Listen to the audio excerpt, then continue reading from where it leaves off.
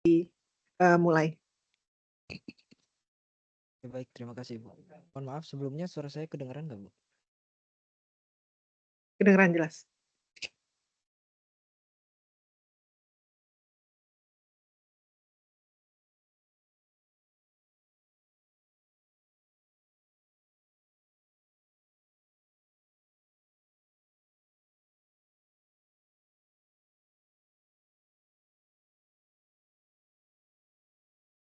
Oke, baik. Assalamualaikum warahmatullahi wabarakatuh. Waalaikumsalam warahmatullahi wabarakatuh. Selamat sore, Bapak Ibu dosen dan teman-teman sekalian. Di sini perkenalkan, nama saya Ramadhani Putra Yuta Pratama dengan NIM 2020-31104. Di sini untuk skripsi kali ini saya di bawah bimbingan dari Bapak Andi Dahroni Eskom Mkom dan Bapak Muhammad Fadli Pratama SSI MMSI. Nah, kali ini untuk skripsi yang akan saya bawakan yaitu tentang implementasi Artificial Intelligence ChatGPT menggunakan fine tuning models pada bagian pemasaran dan admisi Institut Teknologi PLN. Masuk ke latar belakang yang pertama, pertumbuhan teknologi AI seperti ChatGPT telah mengubah interaksi dalam pemasaran dan pendidikan. Chatbot berbasis AI dapat memberikan respons yang cepat dan personal serta meningkatkan pengalaman pelanggan. Namun saat ini chatbot di Institut Teknologi PLN belum mampu berinteraksi secara efektif dan interaktif sehingga banyak pengguna masih lebih memilih menghubungi admin secara langsung. Ini menunjukkan bahwa bot belum bekerja secara optimal dalam memenuhi kebutuhan pelanggan. Solusi yang saya bawakan di sini adalah dengan mengimplementasikan fine tuning pada model ChatGPT, interaktivitas dan efektivitas chatbot di Institut Teknologi PLN dapat ditingkatkan. Solusi ini tidak memerlukan server yang besar untuk melatih model dengan data baru sehingga solusi ini bisa dibilang lebih efisien. Dan diharapkan solusi ini dapat membantu tim BPA atau bagian pemasaran dan admisi dalam menjawab pertanyaan dari calon mahasiswa baru dengan lebih baik. Untuk rumusan masalahnya itu sendiri, yang pertama ada bagaimana merancang sistem chatbot yang interaktif untuk informasi program studi, penerimaan, dan pemasaran di Institut Teknologi PLN.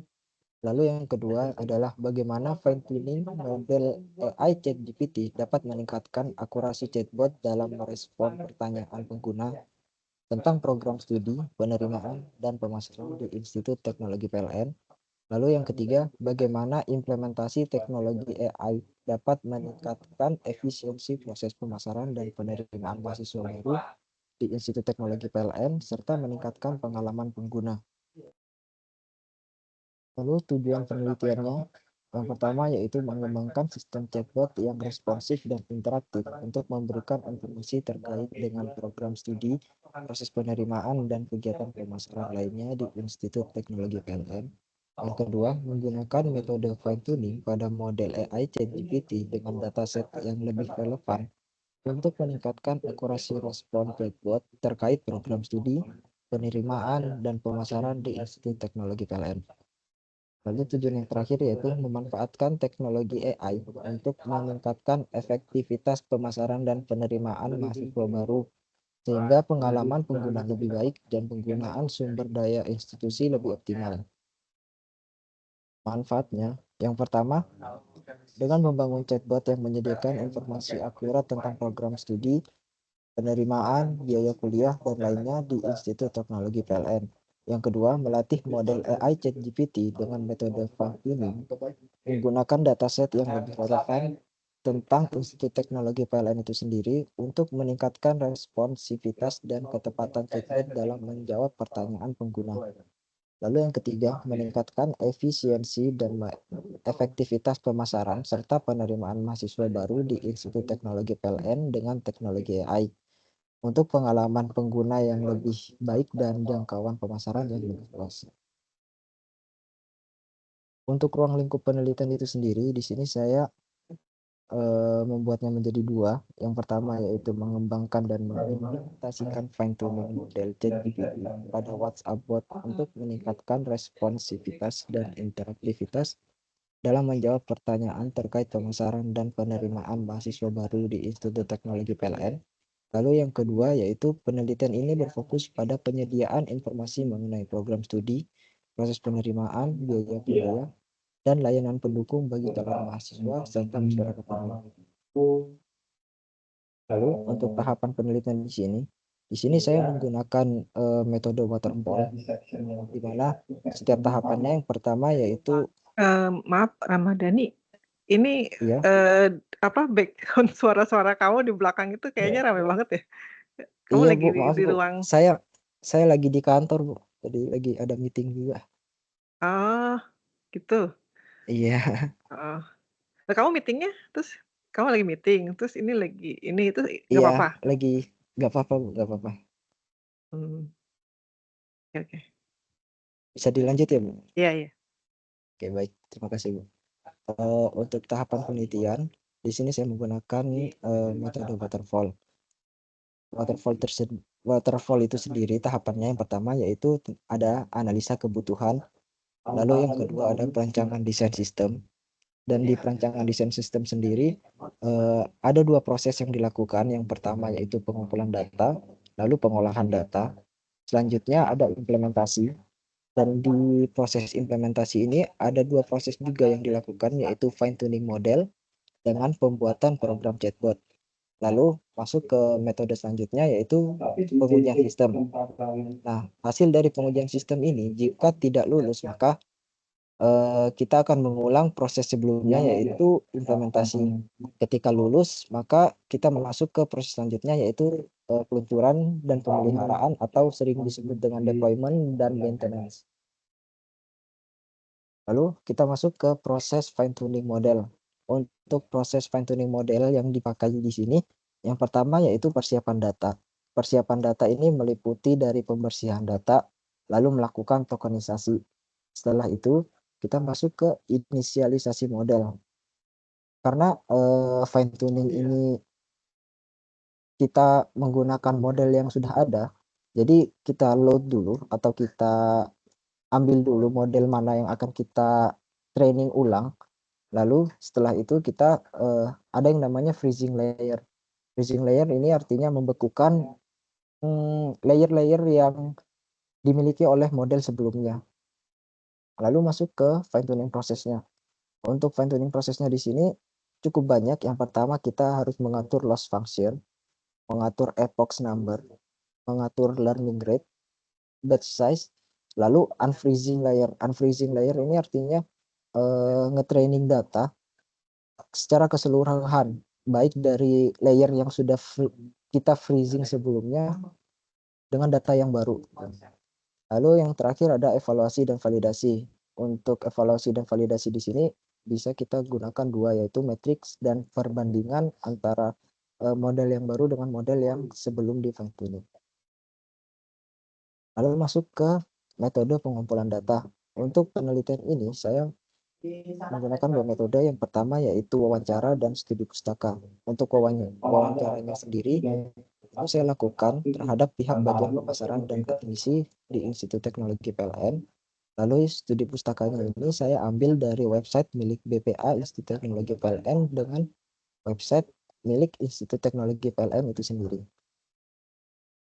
Nah, untuk sistem yang berjalan saat ini, chatbot yang dimiliki oleh BPA itu lebih ke mengirimkan opsi pilihan pertanyaan yang sering ditanyakan oleh calon mahasiswa baru. Jadi mahasiswa baru tidak bisa menanyakan hal-hal yang di luar dari pilihan yang sudah diberikan gitu. Seperti itu. Lalu hasil penelitian sementara di sini saya menggunakan model yang dimiliki oleh ChatGPT, namun model tersebut belum saya fine tuning dan hasilnya adalah dengan menggunakan model ChatGPT ini kita bisa berinteraksi secara interaktif layaknya admin dan customer gitu. Lalu masuk ke slide terakhir yaitu kesimpulan sementara. Dengan melakukan metode fine tuning pada model 3,5 turbo milik ChatGPT dengan menggunakan data yang relevan, Chatbot milik BPA Institut Teknologi PLN menjadi lebih inovatif dan efisien, dan juga meningkatkan kualitas interaksi serta responsivitas. Penelitian ini diharapkan bisa mengurangi jumlah pertanyaan yang masuk ke admin secara langsung. Terima kasih. Oke, baik. Terima kasih Ramadhani. Yo. Untuk sesi berikutnya kami persilahkan kepada rekan-rekan mahasiswa untuk memberikan pertanyaan dan saran kepada Ramadhani. Kami persilahkan.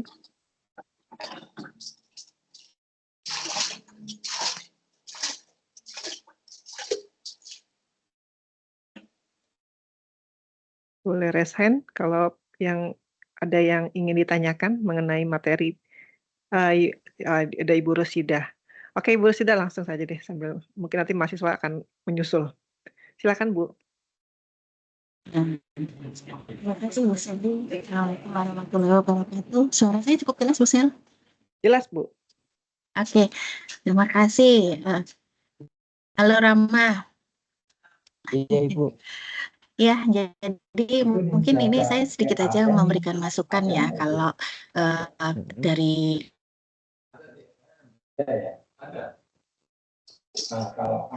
namanya perancangan dan lain sebagainya, saya tidak akan permasalahkan, cuman mungkin sedikit masukan dari saya terkait rumusan masalah.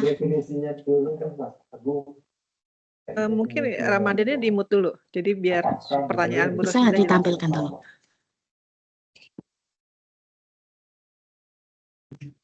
Bisa ditampilkan Rama rumusan masalahnya.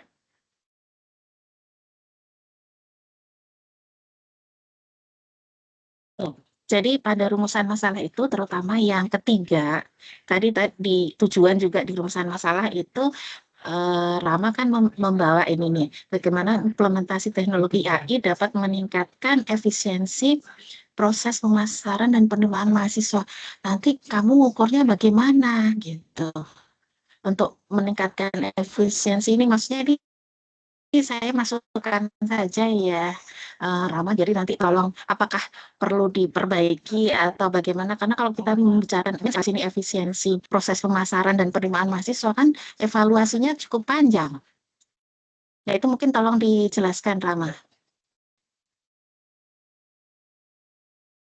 Ya baik Bu.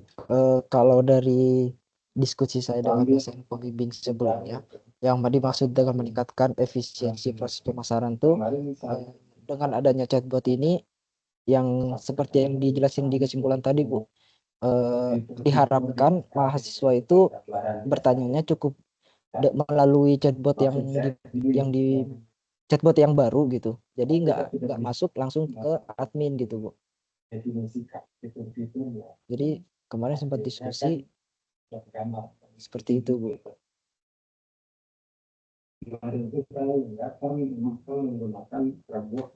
Nah, kalau ini misalnya coba nanti didiskusikan lagi, karena kalau ini jadi rumusan masalah kan artinya kita tidak bisa hanya dapat meningkatkan, harus ada buktinya gitu secara kuantitatif gitu. Oh ternyata sebelum ada chatbot ini misalnya per hari sekian pertanyaan yang masuk, setelah ada chatbot yang dibuat oleh Rama jadi meningkat nih jumlahnya yang bertanya di aplikasi tersebut. Nah kita bisa bilang berarti bahwa ada kenaikan tuh, jadi meningkatkan efisiensinya kelihatan. Jadi kita tidak bisa hanya menjawab secara kualitatif tanpa ada buktinya gitu ya. Jadi mungkin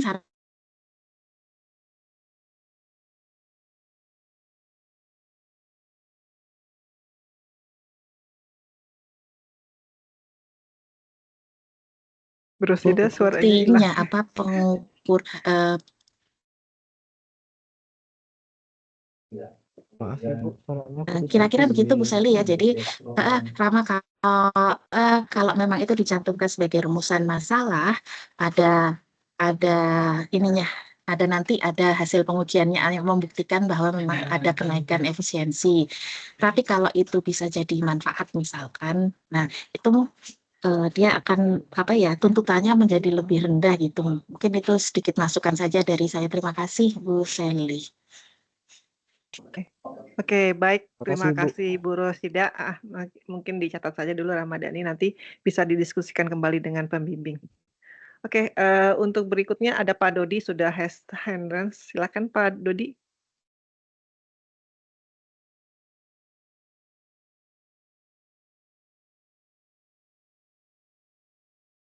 Halo Rama, selamat sore. Sehat Ram? Selamat sore, sehat Pak.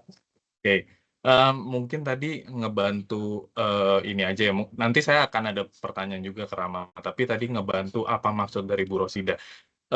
Nanti juga tadi ya kata Bu Rosida, tolong nanti diskusikan lagi bagaimana nanti implementasi ini nih meningkatkan efisiensi. Karena benar kata Bu Rosida, bagaimana nanti cara kamu mengujinya. Sedangkan kalau ini pemahaman dari saya ya, kalau misalnya ngomongin efisiensi, berarti nanti harus ada semacam kayak pengujian indikator nantinya, kinerja dari si, kalau kita nyebutnya KPI, kinerja utama ya, nanti bagaimana mengukur efisiensi, apakah berhasil atau enggak, sampai ke arah sana Rama. Jadi nanti perlu didiskusikan lagi, kira-kira tepat nggak sih naruh rumusan masalah yang poin ketiga, karena takutnya nanti bermasalah tadi, ya kan,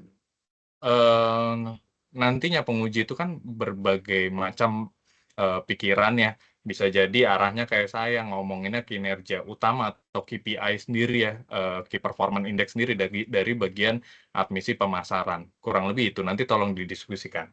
Nah, pertanyaan saya adalah, ini pasti Rama punya yang namanya kayak apa ya, referensi ya. Jadi sebelum ngebuat ini harusnya kan punya referensi ya. Nah, pertanyaan saya adalah, apakah Rama punya contoh institusi lain yang sudah menerapkan dan berhasil mengimplementasikan ChatGPT dalam bagian pemasaran dan admisi? Terus bagaimana hasilnya? Tolong dijawab dulu sebelum saya lanjut ke pertanyaan kedua. Oke baik, terima kasih Pak Dodi atas sarannya. Dan untuk pertanyaannya, untuk saat ini kemarin saya udah nyari berdua dengan Pak Andi Dahroni. Saya sudah riset untuk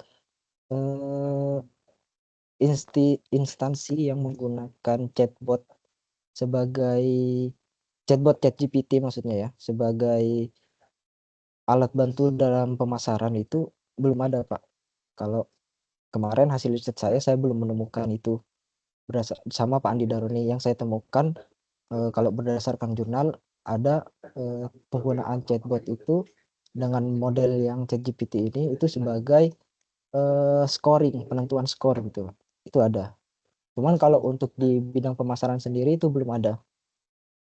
Oke, jadi berarti kalau dibilang belum ada kayaknya mustahil ya. Maksudnya paling ada cuman nggak banyak. Kalau Belum, benar-benar ya, nggak ada kan berarti kayaknya sesuatu hal yang baru banget ya. Nanti tolong dicari, digali lagi referensinya. ya Takutnya boleh Pak. nanti ada yang terlewat gitu. Karena ya ini kan gini ya, ketika kamu ngebuat ini kan pasti ada referensinya. Dan kalaupun nggak ada referensinya, nanti ketika kamu mentok untuk ngumpulin datanya seperti apa, itu yang jadi pertanyaan. Oke, mungkin ke pertanyaan selanjutnya aja ya, Ram ya. Tadi kan ngomongin soal data ya, kan metodenya fine tuning ya, Rama ya, bener ya?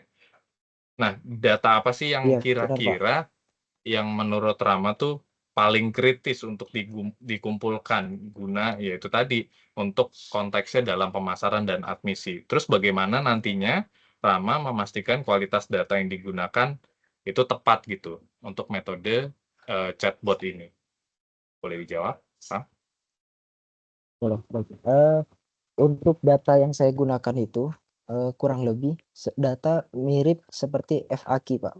Jadi pertanyaan yang sering ditanyakan gitu. Jadi datanya itu berupa ada kolom, kalau di yang saya gunakan ada 3 label. Yang pertama ada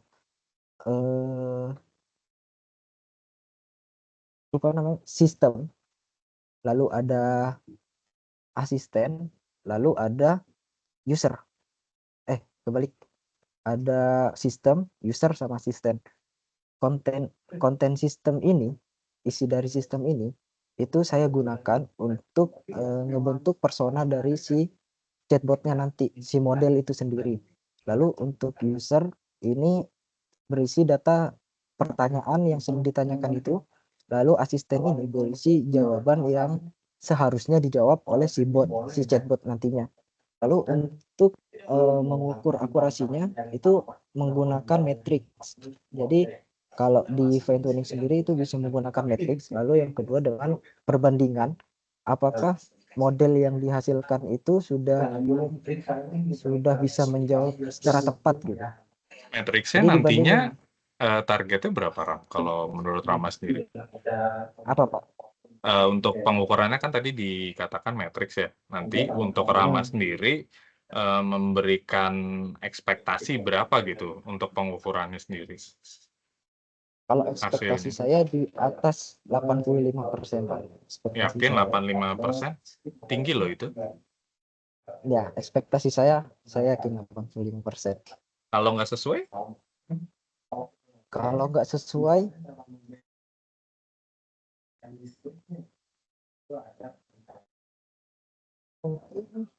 nambah data untuk gimana caranya dia bisa ya atau enggak nge-training sampai dia dapat 85%. Entah di approach-nya diatur. Jadi solusinya nambah data ya? Iya. Solusinya nambah data ya. Oke. Cukup Bu Seli dari saya. Terima kasih Bu Seli. Terima kasih Baik. Ram. Terima kasih Pak, sama-sama. Pak Dodi. Ada yang lain mungkin dari rekan-rekan mahasiswa?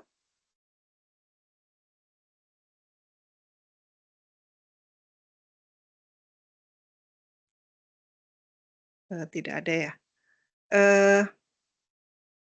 Saya nanya deh, Rama, ini datanya yang tadi kamu bilang dari chatbot kita, dari TPLN, itu ambil berapa tahun ya?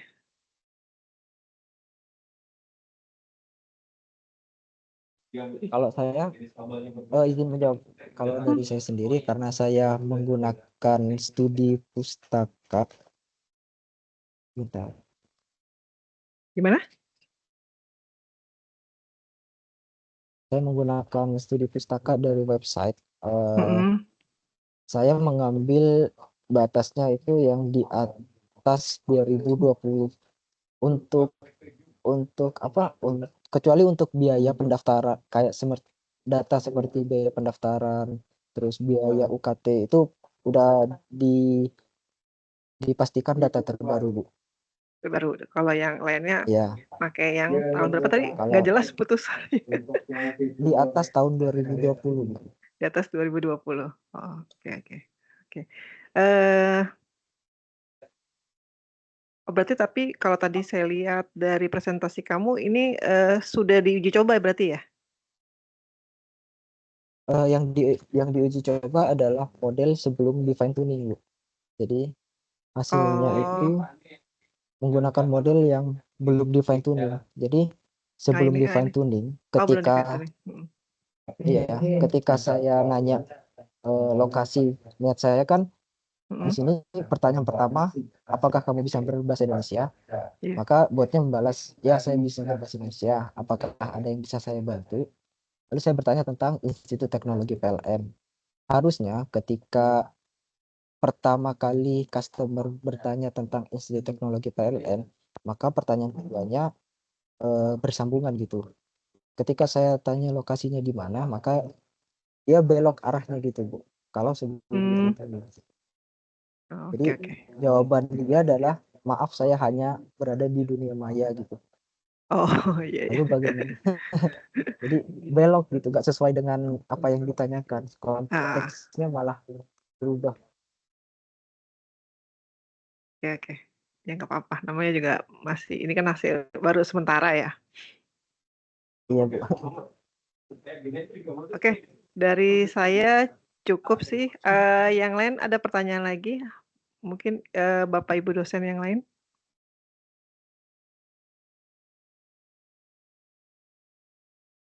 Oke, kalau tidak ada, saya cukupkan untuk sesi Ramadhani. Terima kasih, Ramadhani. Sama-sama.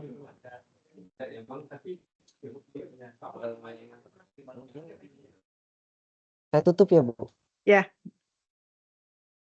Oke, mungkin sekian pemaparan hasil penelitian sementara dari saya. Kurang lebihnya mohon maaf. Terima kasih juga atas saran-saran yang sudah diberikan.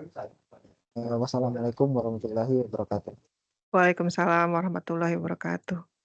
Oke, sesi berikutnya pembicaranya adalah Keisa Uti Tabita dengan judul skripsi perbandingan metode konvensional neural network menggunakan arsitektur ResNet 50 dan PGG 19 untuk klasifikasi penyakit daun kentang dengan dosen pembimbing Bapak Muhammad Yoga Distra Sudirman STMTI.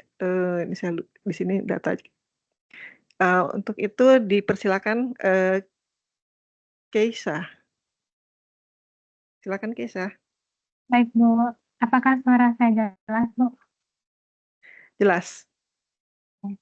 Terima kasih kepada Ibu Seli Karmila, Eskom MSI, selaku moderator. Assalamualaikum warahmatullahi wabarakatuh. Selamat sore semuanya.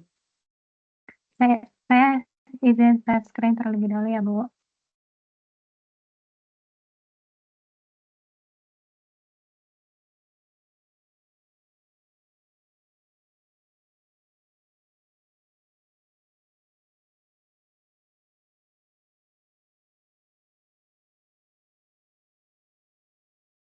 Pertama, saya ucapkan terima kasih kepada Bapak Ibu dosen dan teman-teman yang telah memberikan kesempatan kepada saya untuk menjelaskan mengenai skripsi saya berjudul Perbandingan Metode Convolutional Neural Network menggunakan arsitektur ResNet 50 dan PGG 19 untuk klasifikasi penyakit daun kentang.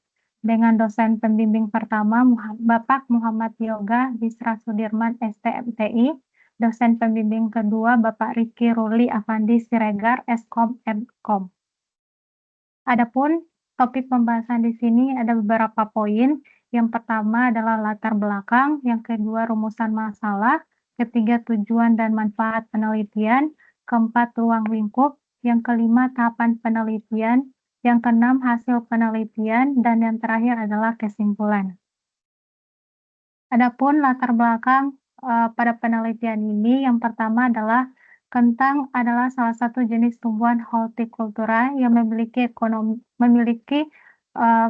pertumbuhan ekonomi yang tinggi dan sebagai komoditas ekspor utama di Indonesia yang dapat dijadikan sebagai sumber karbohidrat pengganti beras.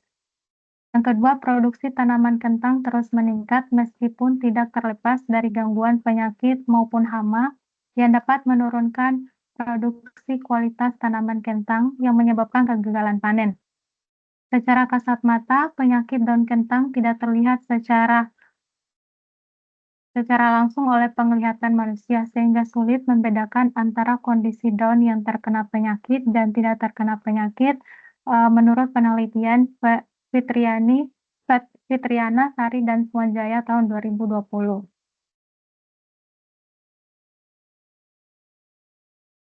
Pada penelitian ini menggunakan metode convolutional neural network dengan dua arsitektur yaitu ResNet 50 dan PGG 19 untuk mengklasifikasikan citra penyakit daun kentang. ResNet 50 adalah arsitektur ResNet dengan 50 lapisan yang terdiri dari 5 tahapan blok identitas dan konvolusi 2 lapis serta memiliki lebih dari 23 juta parameter yang telah dilatih. Menurut penelitian Berliani tahun 2023, PGG 19 adalah arsitektur dengan 19 lapisan yang terdiri dari 16 lapisan konvolusi dan 3 lapisan fully connected menurut penelitian Weni dan Adi Saputra tahun 2023. Adapun rumusan masalah pada penelitian ini adalah bagaimana perbandingan akurasi convolutional neural network antara arsitektur ResNet 50 dan PGG 19 untuk klasifikasi citra penyakit daun kentang. Yang kedua, arsitektur manakah yang terbaik antara arsitektur ResNet 50 dan PGG 19 untuk klasifikasi penyakit daun kentang. Untuk tujuan penelitian ini adalah yang pertama untuk membandingkan akurasi convolutional neural network antara arsitektur ResNet 50 dan PGG-19 dalam klasifikasi citra penyakit daun kentang. Yang kedua, untuk mengetahui arsitektur convolutional neural network yang terbaik antara arsitektur ResNet 50 dan PGG-19 untuk melakukan klasifikasi citra penyakit daun kentang. Manfaat penelitian ini memberikan wawasan baru mengenai kinerja model dan akurasi dari arsitektur CNN serta membantu menentukan arsitektur yang terbaik antara ResNet 50 dan PGG-19 dalam klasifikasi citra penyakit daun kentang. Adapun ruang lingkup pada penelitian ini digunakan untuk membatasi masalah yang akan dibahas agar tidak keluar dari pokok pembahasan dan lebih terarah. Ruang lingkupnya yang pertama, klasifikasi penyakit daun kentang terdiri dari citra daun early blight, daun late blight, dan daun healthy. Pada penelitian ini menggunakan metode convolutional neural network dengan arsitektur ResNet 50 dan PGG-19. Dataset yang digunakan berasal dari platform Kaggle dengan jumlah data 2.400. Adapun tahapan penelitian di sini dimulai penelitian lalu dilakukan proses problem understanding di mana proses ini itu memahami masalah yang akan diteliti, lalu masuk ke proses data understanding, yaitu mempelajari informasi-informasi dataset yang digunakan pada penelitian ini, misalnya seperti jumlah data atau variasi kondisi penyakit pada daun kentang. Lalu masuk memeriksa citra daun kentang yang diinputkan, apakah citra tersebut yang diinputkan adalah daun kentang. Jika tidak, maka akan kembali proses data understanding. Jika iya, akan masuk ke data preparation, di mana proses data preparation ini adalah tahapan persiapan untuk proses pemodelan, di mana terdiri dari dua tahap, yaitu split data dan reset image. Kemudian masuk ke proses data augmentasi, di mana proses data augmentasi ini adalah untuk meningkatkan variasi dataset. Terdiri dari rotation, zooming, curling, flipping, yang terdiri horizontal flip dan vertical flip. Lalu masuk ke tahapan proses pemodelan CNN, di mana pemodelan ini menggunakan dua arsitektur, yaitu ResNet 50 dan PGG-19. Lalu masuk ke tahapan evaluasi, di mana tahapan evaluasi ini adalah untuk mengevaluasi kinerja model dengan menggunakan convolution matrix. Lalu dilakukan proses perbandingan CNN, yaitu setelah dilakukan proses evaluasi sebelumnya, maka dilakukan proses perbandingan CNN dengan menggunakan dua arsitektur tersebut, yaitu ResNet 50 dan PGG-19. Dan diakhiri dengan N. Lalu hasil penelitian ini untuk ResNet 50, hyperparameternya yang digunakan adalah split data, yaitu 80% train, 10% validation, dan 10% test. Lalu base size-nya ada 64, layers-nya yang digunakan pada ResNet 50 ada 6, epoch-nya 30, optimizer-nya ada, learning rate-nya adalah 0,001. Dengan menggunakan epoch 30, mendapatkan akurasi 0,96%, while akurasinya adalah 0,97%. Lalu dengan loss-nya adalah 0,092, while loss-nya adalah 0,1754. Setelah itu menggunakan data test dan menghasilkan akurasi 0,98%.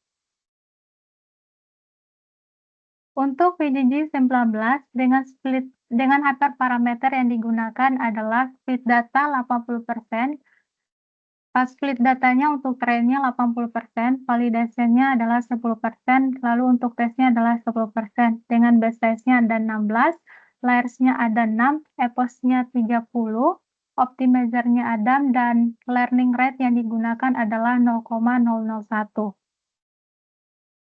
Dengan menggunakan EPOS 30, akurasi yang dihasilkan adalah 0,89%, file akurasinya adalah 0,93%, lalu untuk loss-nya adalah 0,3036, file loss-nya adalah 0,2870. Setelah itu diuji menggunakan data tes untuk VGG19 menghasilkan akurasi 0,94%.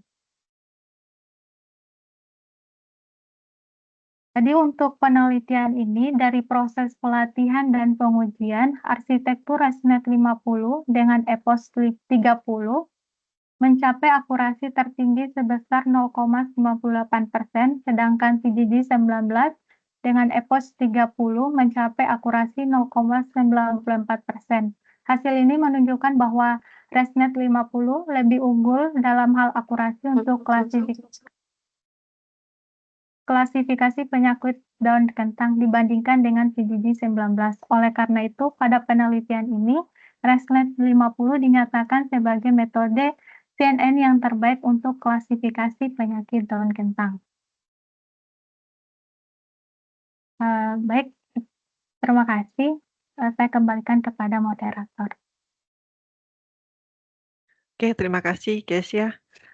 Untuk sesi berikutnya, saya persilakan kepada rekan-rekan atau dosen untuk memberikan pertanyaan ataupun saran untuk perbaikan skripsi. Ya, Keisa Utitabita.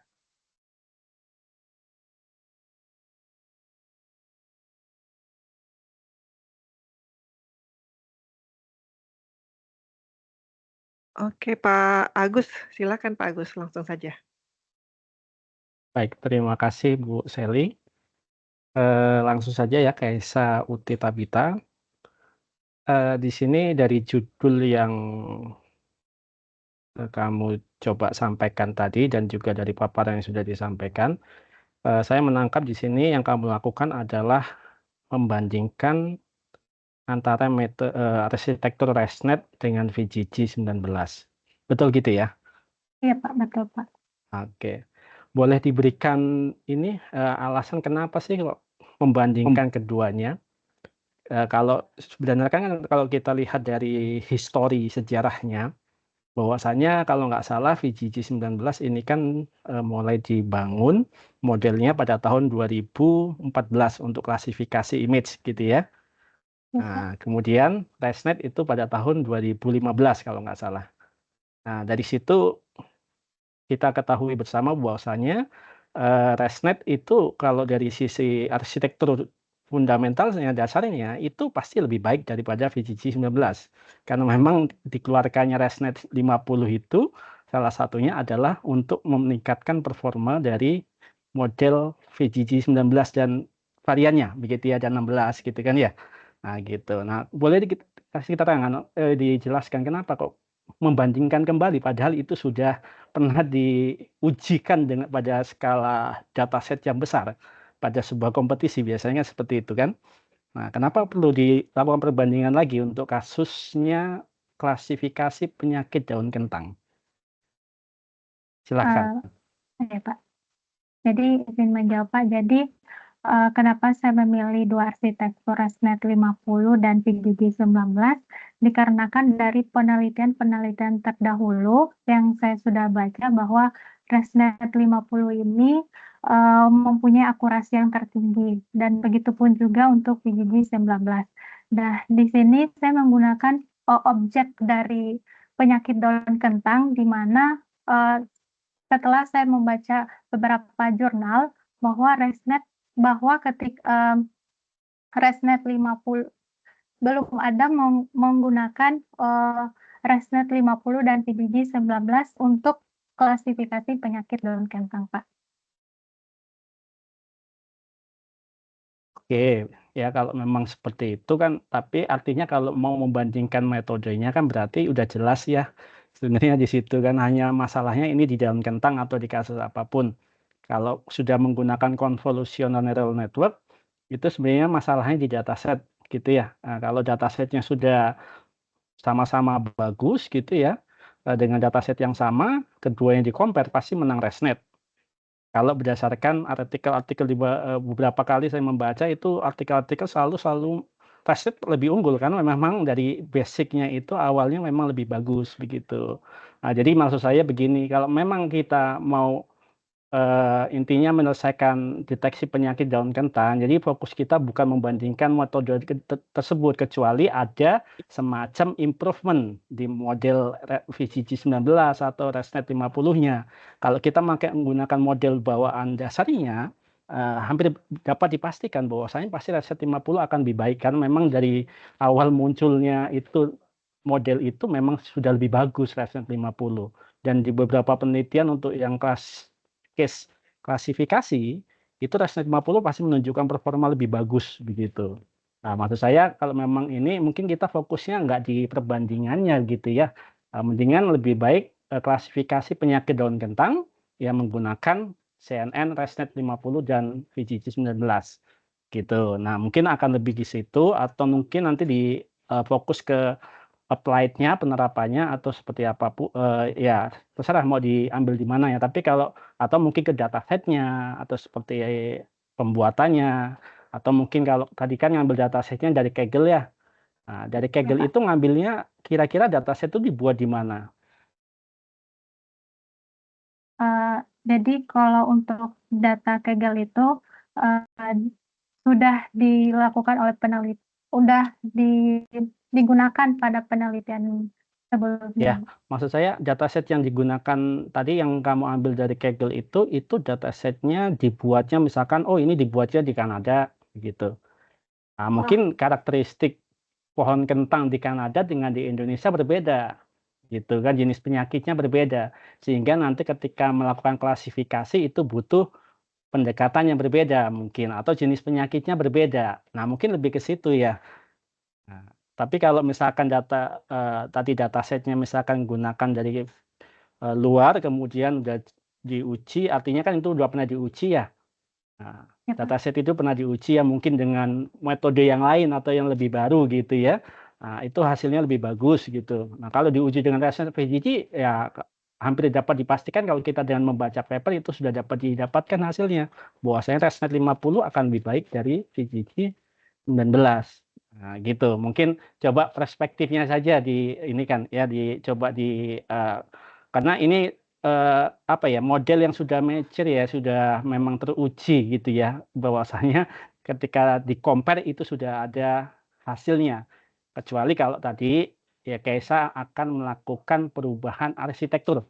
Karena di sini perbandingan metode gitu ya, judulnya perbandingan metode. Artinya berusaha membandingkan dua metode ini. Padahal dari hasil awal munculnya itu dari sejarah munculnya itu Resnet lebih baik gitu ya.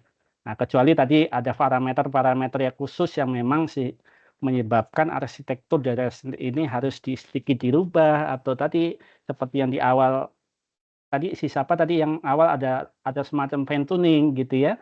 Nah, sehingga performanya antara Resnet dasar dengan Resnet fine tuning ada peningkatan gitu kan ya. Nah, atau istilahnya pre-training gitu ya. Nah, pre-training kembali dengan penyesuaian parameter begitu. Nah, mungkin bisa ke situnya nggak apa-apa. Tapi kalau dasar tadi ya mungkin lebih baik tadi ya sedikit sudut pandangnya dirubah.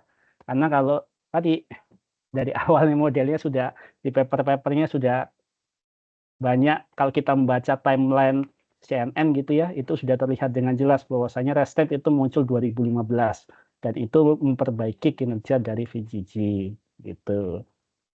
Itu ya guys saya mungkin Ya, Pak. masukan dari saya itu saja dari sudut pandang, tapi silahkan dikaji kembali, didiskusikan kembali gitu ya. Rumusan masalahnya ada di mana. Mungkin dari saya cukup Bu Sally. Baik, terima kasih Pak Agus. Silakan yang lainnya ada tambahan saran untuk Keisha?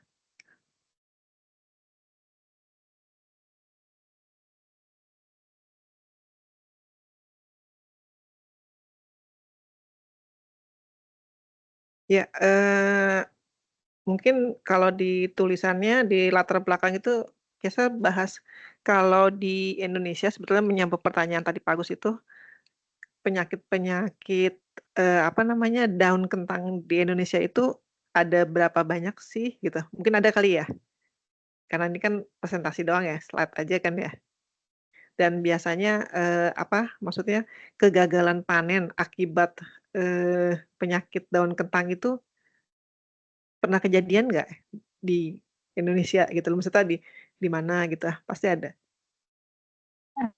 Ya Bu, jadi izin menjawab. Jadi untuk jenis kentang yang saya lakukan penelitian ini ada 3 jenis, yaitu di mana ada daun sehat, daun early blight, dan daun late blight, di mana 3 jenis ini adalah jenis penyakit yang umum yang dilakukan yang di Indonesia. Dan juga untuk jadi produksi tanaman kentang itu dari tahun 2000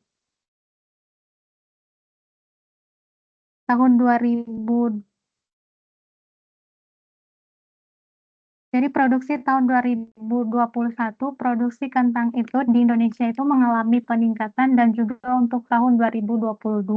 Sedangkan di tahun 2023 ini produksi kentang itu menurun, sehingga dalam penelitian ini bagaimana caranya untuk mengklasifikasikan penyakit daun kentang supaya tidak menyebabkan kegagalan panen lagi di tahun 2024 ini, Bu. Oke. Tapi ada itu ya di latar belakangnya kamu nanti? Ada, Bu. Oke. Oke, dari saya, tuh ada lagi mungkin yang mau menambahkan? Bapak Ibu dosen yang lain?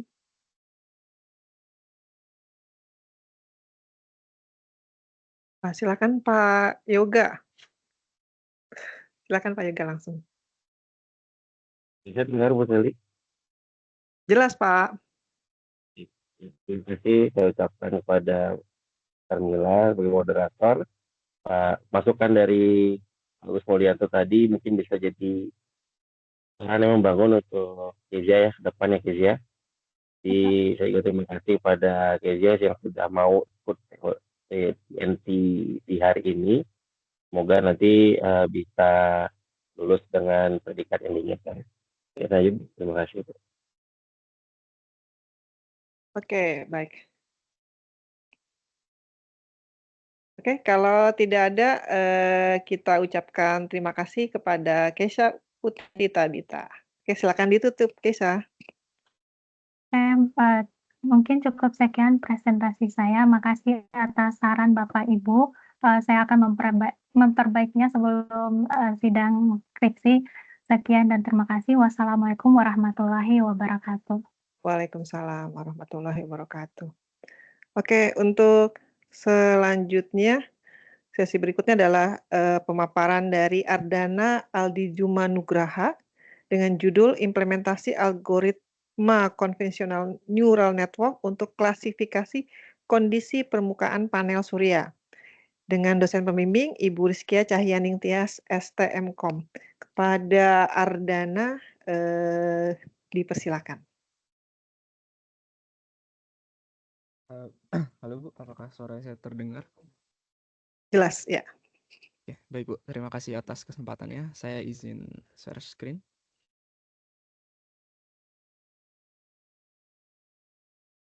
Apakah sudah terlihat Bu?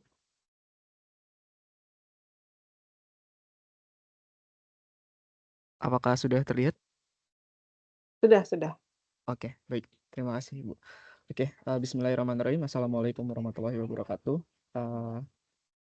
Di sini saya akan mempresentasikan hasil pengerjaan skripsi saya sejauh ini dengan judul Implementasi Algoritma Convolutional Neural Network untuk Klasifikasi Kondisi Permukaan Panel Surya. Dengan dosen pembimbing saya yaitu Bu Rizkia Cahyaning Tias, STMkom, dan juga Bu Dwina Kuswardani, MKom. Kemudian daftar isi, yang pertama adalah latar belakang, kemudian rumusan masalah, tujuan, manfaat, lingkungan hidup, ruang lingkup, kerangka pemikiran, tahapan penelitian, metode pengumpulan data, kemudian metode analisis data, dan yang terakhir adalah hasil sementara. Di latar belakang, Yang pertama adalah krisis energi dan perubahan iklim mendorong peralihan ke energi surya sebagai sumber energi yang paling terbarukan yang sekarang melimpah dan berkelanjutan. Ini diambil dari Kementerian Energi dan Sumber Daya Mineral Republik Indonesia tahun 2021. Nah, kemudian pemerintah Indonesia sendiri itu sekarang sudah berkomitmen untuk meningkatkan kapasitas PLTS atau pembangkit listrik tenaga surya ya. Terlihat dari proyek-proyek skala besar dan insentif ya atau dana tambahan untuk PLTS atap. Ini saya ambil dari BPS ya, Badan Pusat Statistik pada tahun 2023.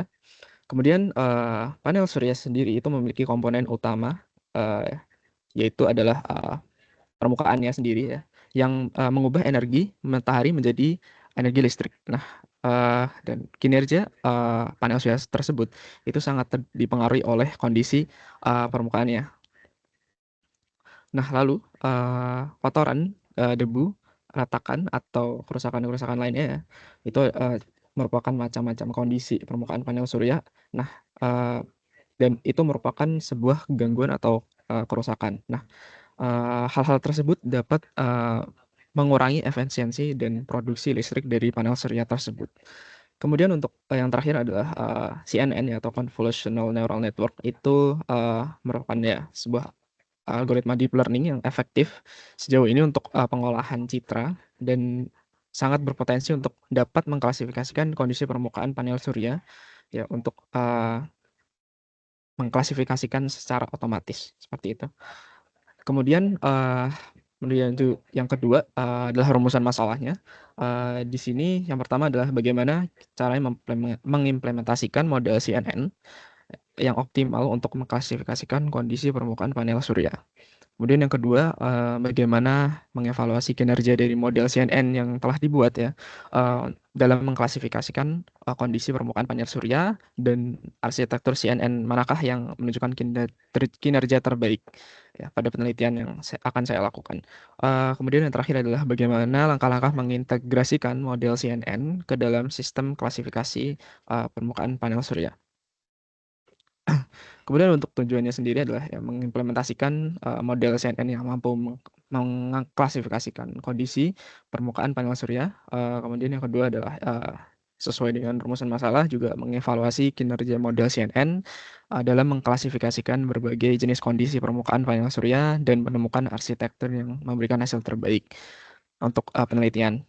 Kemudian yang terakhir adalah mengimplementasikan arsitektur CNN ke dalam sistem untuk mengklasifikasikan kondisi permukaan panel surya. Kemudian untuk manfaatnya ada dua. Yang pertama adalah manfaat akademis dan juga manfaat praktis.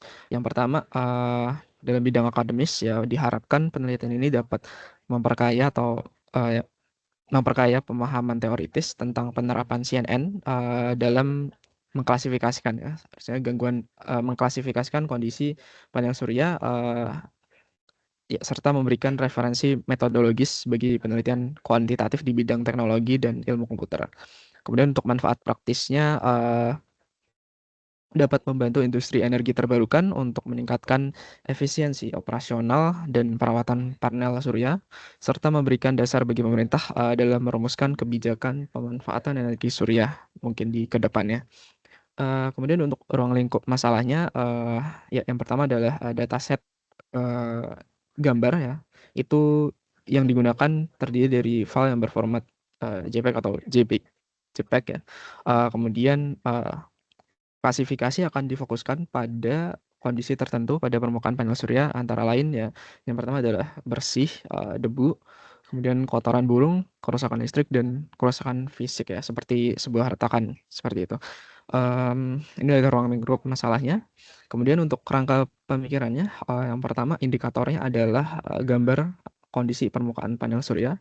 Kemudian metodenya adalah convolutional neural network. Kemudian objeknya adalah objektifnya atau tujuannya adalah model klasifikasi kondisi permukaan panel surya dan pengukurannya menggunakan conversion matrix. Kemudian untuk tahapan penelitiannya yang pertama setelah dimulai adalah kita atau saya melakukan problem understanding, kemudian data understanding, lalu juga data preparation, kemudian lanjut ke modeling CNN, lalu evaluation dan deployment yang terakhir. Oke, untuk data preparation, di sini saya melakukan resampling. Jadi dikarenakan dataset saya yang saya temukan itu sangat terbatas dan akhirnya ditemukannya tidak imbalance ya. Jadi saya menemukan imbalance dataset. Jadi saya melakukan resampling. Setelah resampling baru saya split datanya menjadi data training, validation, dan test. Kemudian yang terakhir adalah resizing image. Ini untuk data preparation. Kemudian di tahap evaluation saya memasukkan data test ke model dan hasilnya saya mendapatkan confusion matrix-nya dan juga model akhirnya lalu juga prediction results atau hasil prediksinya. Kemudian deployment ini masih dalam tahap rencana. Jadi untuk sementara saya sudah deploy di Flutter. Jadi bentuk hasil deployment-nya adalah aplikasi mobile. Cuman nanti berkemungkinan saya bakalan mengubah ke bentuk web atau mungkin kalau waktunya tidak cukup bakalan saya tetap menggunakan Flutter gitu. Nah, kemudian untuk bab selanjutnya bab selanjutnya adalah metode pengumpulan data.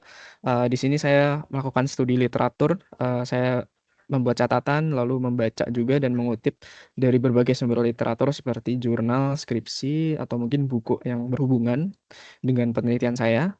Kemudian yang kedua adalah data sekunder. Di sini saya menggunakan melakukan pengumpulan data sekunder, yaitu dengan mengambil sampel dataset dari Kaggle ya, atau saya mengambil dari Google Images ya. Kemudian untuk metode analisis datanya, di sini yang pertama adalah pemahaman data. Nah, ini adalah dataset yang saya dapatkan sumbernya dari Kaggle dan Google Images. Nah, total datanya adalah per kelasnya di sini ada 5 kelas. Yang pertama adalah kelas clean-nya itu adalah 207. Kemudian debunya ada 202. Nah, lalu ada kotoran burung atau bird drop itu 209. Dan keempat 5 electrical dan physical damage. Nah, dapat dilihat di sini bahwa jumlah data yang saya punya itu distribusinya agak jauh. Jadi ada data yang hanya 100-an, kemudian ada data yang 200-an dan ini cukup jauh jaraknya. Jadi kemudian saya melakukan resampling. Nah, di resampling saya membuat data lebih seimbang karena sebelumnya di bagian graf kiri itu ada 2 kelas yang merupakan sebuah minoritas dikarenakan dia tidak seimbang dengan 3 kelas yang mayoritas. Nah, di sini perlu kita seimbangkan, makanya saya melakukan resampling. Nah, di sini saya menggunakan teknik data augmentation. Jadi saya menambahkan kelas yang datanya sedikit menjadi 2 kali lipat dan akhirnya setelah saya melakukan teknik oversampling yang data augmentation, kelasnya menjadi lebih seimbang begitu. Nah, kemudian setelah resampling saya baru split data dan di sini saya split datanya menjadi 80 10 10 814 data untuk data training, kemudian 100 data untuk data validation dan 106 data untuk data test. Nah, setelah saya splitting data, saya resizing image sebelum diproses oleh model. Di sini saya resize ke ukuran input dari model itu sendiri yaitu 224 kali 224. Nah, kemudian ke tahap modeling, di sini saya menggunakan pre-train model ya, ada 4. Kenapa saya menggunakan 4 model ini? Dikarenakan tujuan awalnya adalah saya akan deployment di Flutter ya atau di aplikasi mobile. Nah, dikarenakan hal itu, saya membutuhkan model yang pastinya cepat dan ukurannya tidak terlalu besar. Makanya saya mengambil 4 model ini. Yang pertama adalah NASNet Mobile, kemudian nomor 2 adalah MobileNet version 2, kemudian nomor 3 DenseNet 121, dan yang terakhir adalah Exception. Nah, di sini saya pastikan bahwa ukuran modelnya kurang dari 100 megabytes dan menurut saya itu sudah cukup, atau menurut penelitian-penelitian yang lain juga saya sudah melakukan research itu sudah cukup ringan untuk aplikasi mobile. Nah, kemudian di table bagian kanan ini adalah hyperparameternya. Yang pertama pembagian datanya adalah 80 10 10 ya, kemudian jumlah datanya sudah saya sebutkan, kemudian batch size-nya adalah 64, ada 6 layer, kemudian epoch-nya adalah 20, optimizer-nya menggunakan Adam, learning rate-nya 0,0001 dan loss-nya menggunakan categorical coarse entropy. Nah, ini adalah arsitektur modelnya. Saya spesifik di sini menunjukkan arsitektur MobileNet version 2. Bisa dilihat dari yang paling atas itu menggunakan MobileNet version 2 dengan input shape-nya 224 kali 224 dan 3. Di sini menunjukkan bahwa model saya menggunakan gambar RGB 3 channel, kemudian ditambahin dengan layer berikutnya adalah convolutional layer, kemudian dropout, kemudian global average pooling, kemudian dropout lagi, dan terakhir adalah dense. Di sini saya menggunakan 2 dropout dikarenakan saya sudah mencoba 1 dropout dan hasilnya ternyata model saya masih terlalu overfitting, jadinya saya menambahi 1 dropout lagi di sebelum pooling gitu. Nah, ini adalah arsitekturnya. Kemudian ini deployment sementaranya masih seperti ini. Jadi untuk rencananya saya akan menggunakan Flutter, tapi tidak berkemungkinan bahwa saya akan berganti menggunakan web apabila tidak memungkinkan. Nah, ini untuk hasil sementaranya dari model saya. Saya mendapatkan training akurasi sebesar 0,94 atau 94%, kemudian validation akurasinya saya mendapatkan 91%, loss trainingnya adalah 19%-an, dan validation loss-nya 30%. Berikut adalah conversion metric-nya. Dapat dilihat bahwa akurasinya kalau kita menggunakan data tes adalah sekitar 84%.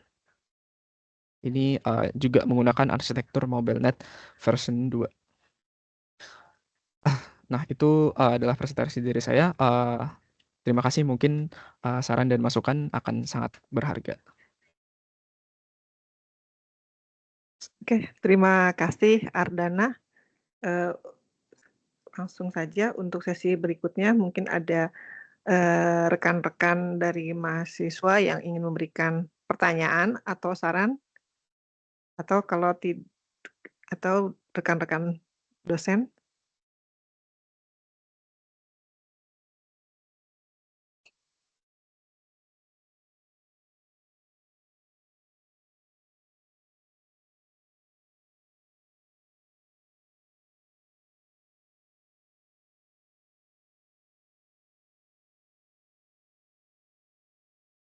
Silakan Pak Agus untuk memberikan pertanyaan dan saran.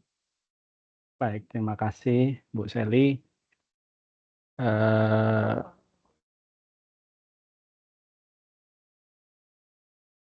Tadi judulnya apa? Coba bisa masuk ke slide pertama. Oh ya, Pak.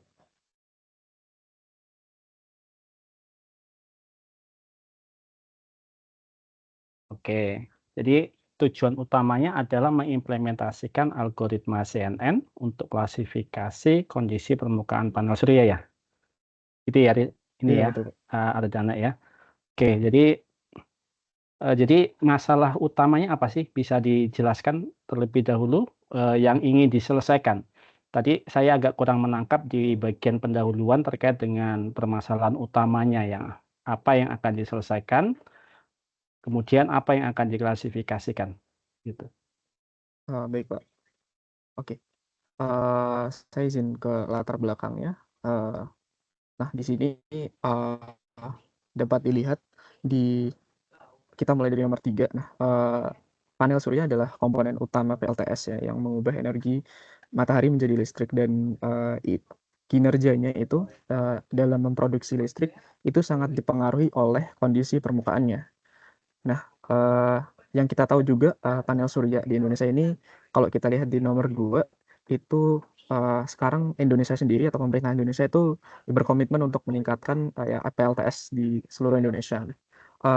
Kemudian karena panel surya ini kondisi permukaannya sangat menentukan kinerjanya, biasanya di permukaannya itu terdapat beberapa kondisi ya. Contohnya kita ke nomor 4, itu ada kotoran atau mungkin debu atau retakan dan kerusakan lainnya gitu ya. Nah, apabila kotoran-kotoran ini atau gangguan-gangguan ini tidak ditangani secara cepat ya, karena kan mungkin orang agak kecolongan gitu ya, membiarkan saja atau malas ngecek gitu. Nah, mungkin dikarenakan hal-hal itu saya mengimplementasikan mengimplementasikan algoritma CNN ya untuk mengklasifikasikan kondisi permukaan yang memungkinkan untuk digunakan apabila di masa depan ada alat yang otomatis gitu untuk bisa dipakai gitu untuk program saya gitu, Pak. Oke. Kalau yang problem yang kamu sampaikan di 1 sampai 3 itu general problem ya. Nah, itu yang nggak akan kamu selesaikan, itu hanya untuk introduce gitu ya. Jadi mungkin ya di latar belakangnya itu langsung spesifik, fokus, ya problem yang kamu selesaikan apa. Misalkan ya bagaimana mengetahui bahwasanya di atas panel surya ada kotoran debu. Nah, kemudian karakteristik debu itu seperti apa? Nah, kenapa machine learning problemnya ingin kamu selesaikan dengan pendekatan CNN. Nah, jadi yang harus muncul itu machine learning problem-nya, gitu ya. Jadi machine learning problem apa yang sehingga kamu harus menggunakan CNN, gitu.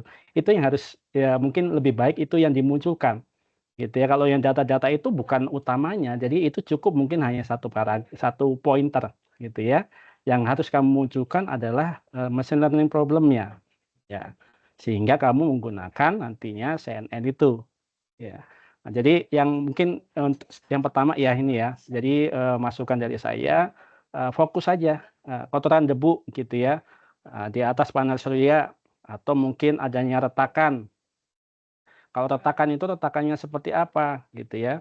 Nah, kemudian yang kedua teknik memberikan apa ya dalam slide ya. Kalau dalam teori infografis ya dalam membuat presentasi gambar yang muncul itu mungkin akan lebih baik kalau fokus yang dimunculkan itu adalah angel atau heroes image gitu ya, gambar utama. Jadi kalau Anda membahas terkait dengan masalah keretakan debu, maka gambarnya itu adalah gambar panel surya yang retak, gambar panel surya yang ada kotorannya, walaupun tadi sudah kamu sampaikan di belakang.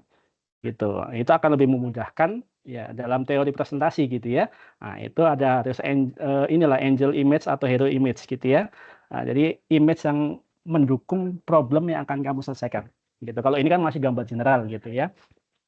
Itu yang terkait dengan teknik presentasi. Kemudian tadi ya dari sisi metode saya lihat sudah cukup bagus gitu ya. Nah, cuma tadi di teknik pengumpulan dataset memang kalau kamu kan di sini implementasi ya, jadi tepat sekali gitu ya CNN itu. Nah, kamu harus ke fokus tadi apakah mau kelima apa namanya tadi ada 5 kelas kalau nggak salah ya. Ada ya. Betul Pak, 5 kelas Pak. Apakah 5 kelasnya akan kamu selesaikan semua, klasifikasikan semua, ya.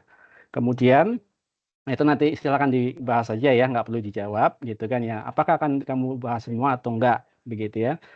Kemudian ketika tadi kembali lagi ke tujuan. Kalau yang kamu jelaskan tadi tujuannya adalah supaya ketika nanti suatu saat ada alat yang bisa membersihkan otomatis, maka dengan melihat menggunakan kamera, maka tadi apa namanya sistemnya nanti akan bisa membersihkan otomatis gitu kan ya. Nah, tapi di metode yang kamu gunakan, kamu menggunakan Flutter dan untuk mobile.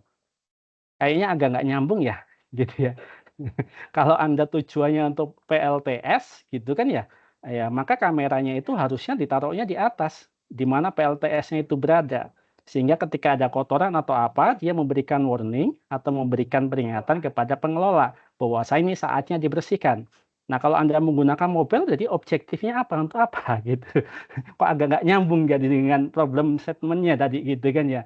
Jadi itu mungkin perlu dipastikan kembali ya, apakah kamu mau memang untuk pembelajaran sehingga menggunakan Flutter ditaruh di mobile gitu kan ya, atau apa sebenarnya tujuan utamanya gitu ya, problem utamanya apa yang ingin diselesaikan. Kalau ingin membantu membersihkan ya berarti skenarionya adalah kameranya di atas, misalkan kalau kita kan punya tuh PLTS di samping gitu kan, samping gedung ya. Nah, taruh di atas supaya bisa ngelihat. Nah, nanti dari bagian tim pengelola yang memonitor itu, oh di sini ada warning nih, peringatan bahwasanya di panel suryanya ada kotorannya banyak, sehingga nanti ada korelasinya dengan energi yang dihasilkan. Nah, mungkin ke situ ya, kalau misalkan gitu ya, tapi silakan ya dipastikan kembali objektifnya ingin kemana gitu. Apakah untuk yang tadi ke mobile ya, atau untuk yang tadi untuk membantu monitoring klasifikasinya tadi. Nah, mungkin dari saya itu saja ya, Ardana ya, untuk bahan masukan Ya, tapi secara garis besar saya lihat sudah bagus tadi dari teknik pengumpulan dataset, tapi dipastikan kembali datasetnya apakah kita kumpulkan sendiri dari kita ada yang ngambil data langsung dari panel surya kita, ataukah memang murni dari apa namanya dari internet gitu ya, yang dari Kaggle ataukah dari mana? Itu perlu disampaikan lebih detail gitu ya dari dalam metodologi penelitiannya, ya, khususnya di bagian pengumpulan data, gitu. Itu diperjelas, gitu ya. Tadi udah cukup detail sih penyampaiannya, cuman tadi nanti di tulisannya lebih spesifik aja nggak apa-apa, metode pengumpulan data. Nah, data dikumpulkan dari mana? Nah, misalkan seperti itu. Oke, baik dari saya itu saja, Bu Sally. Terima kasih, Bu. Baik, terima kasih Pak Agus untuk saran yang bagus ya. Silakan kepada yang lain, Bapak Ibu dosen yang lain mungkin ingin menambahkan saran kepada Ardana.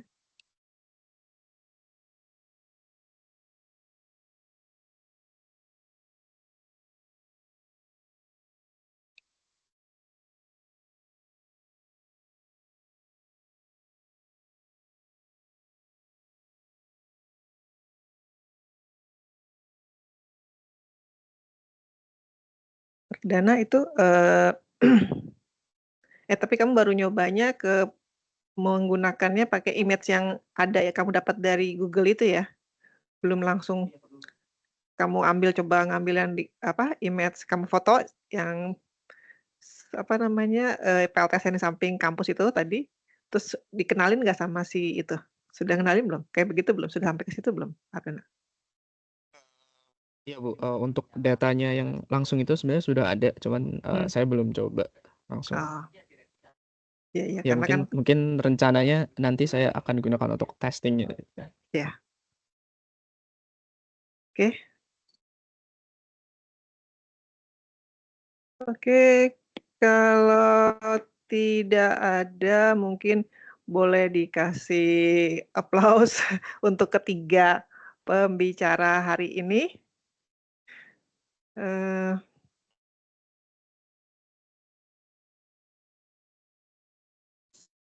Assalamualaikum Bu Sally. Oh, waalaikumsalam Bu Kiki.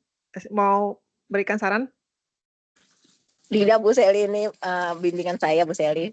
Terima Iya. kasih tadi masukannya dari Pak Agus, itu bagus banget masukannya ya buat Ardana. Jadi nanti kita bisa diskusikan lebih lanjut ya Ardana ya. Ya itu aja Bu Sally, terima kasih. Oke, Bu Kiki. Ya. Oke, Ardana boleh ditutup. Oke, baik. Terima kasih banyak atas masukannya Pak Agus, Bu Sally. Terima kasih. Mungkin saya tutup. Assalamualaikum warahmatullahi wabarakatuh. Waalaikumsalam warahmatullahi wabarakatuh. Oke, saya ucapkan sekali lagi terima kasih untuk 3 pembicara sore hari ini yang cukup berani menyampaikan skripsinya. Semoga saran yang diberikan oleh Bapak dan Ibu dosen yang hadir dapat bermanfaat dan meningkatkan kualitas dari skripsi rekan-rekan mahasiswa di sini. Kemudian saya doakan semoga proses skripsi rekan-rekan mahasiswa yang presentasi hari ini dilancarkan sehingga memberikan hasil yang terbaik. Oke, dari saya,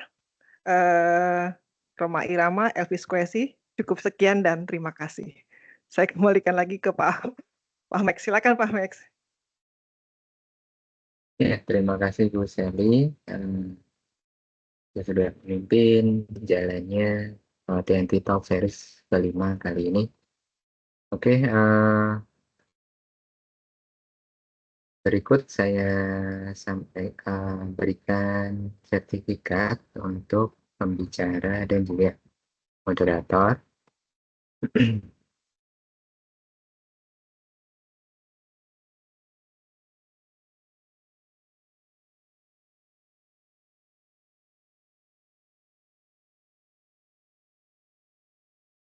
Dari Himaka bisa screenshot ya. Yang berikut sertifikat untuk Bu Sally Carmila Eskom MSI sebagai moderator TNT Talk Series kelima ini. Oke, berikutnya untuk speaker atau sebagai pembicara. Yang pertama dari ini aja ya, menurut alfabet aja. Ardana ya, dari Ardana dulu deh. Oke, dari Ardana ya ini ada sertifikat untuk Ardana Aldi Zuma Nugraha sebagai pembicara di TNT Talk series ke-5. Oke, dari tim Himaka bisa di screenshot ya. Kemudian yang berikutnya Keisha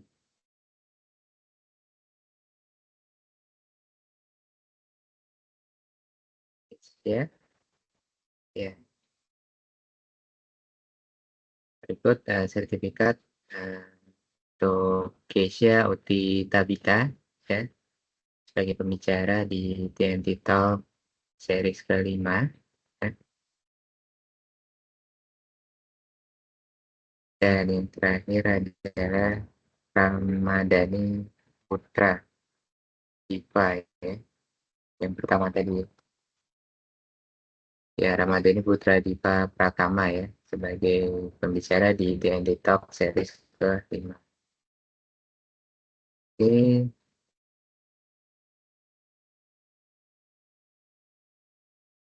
Nanti untuk linknya akan kami berikan setelah acara ini berlangsung.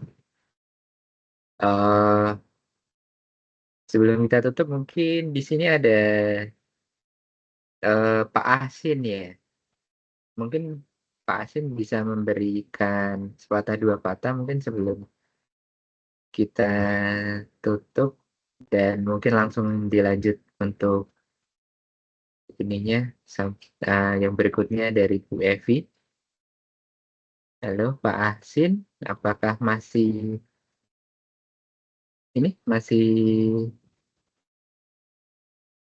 di dalam Meet?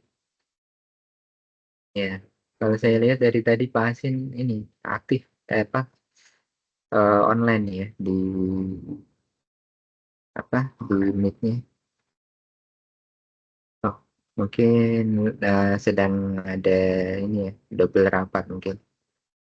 Mungkin langsung saja ke Bu Evi sepatah dua kata sebelum kita tutup. Baik, terima kasih Pak Aji.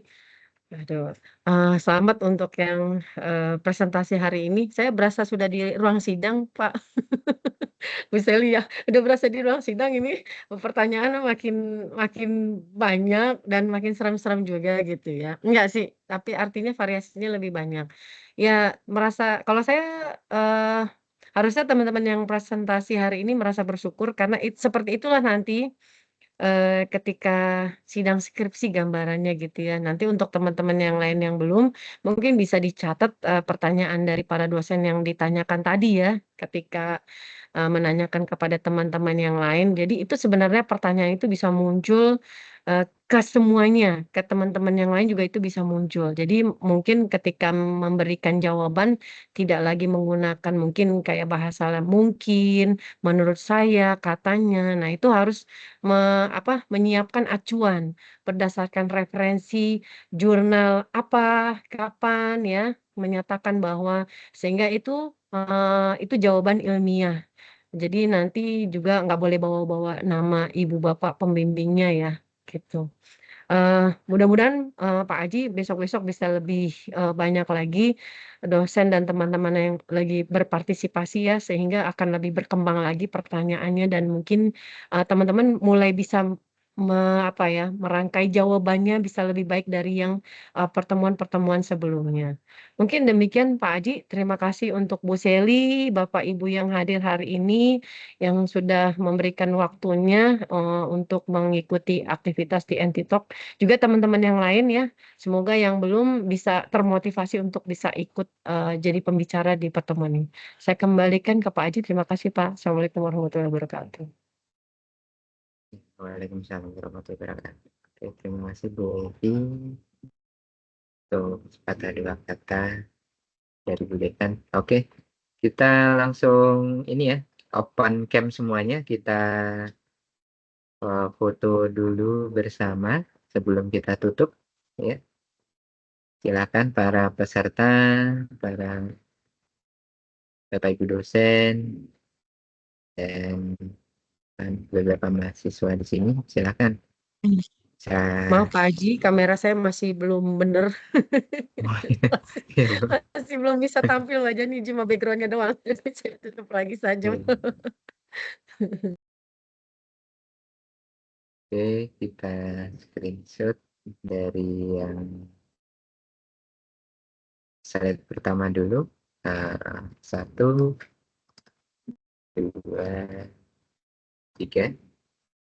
Kemudian slide berikutnya. Oke.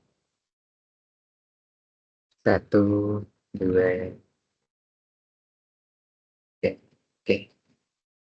Ya, terima kasih untuk semua partisipan yang sudah mengikuti acara TNT Talk pada kali ini.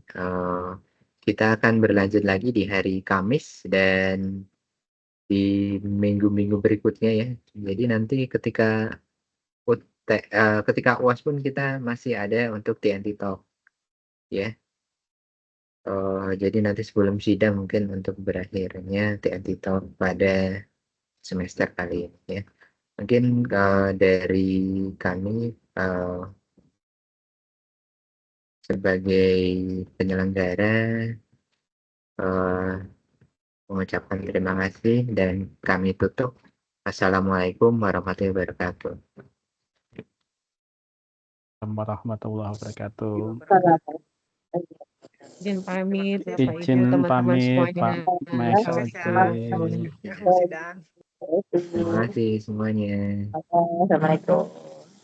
Waalaikumsalam.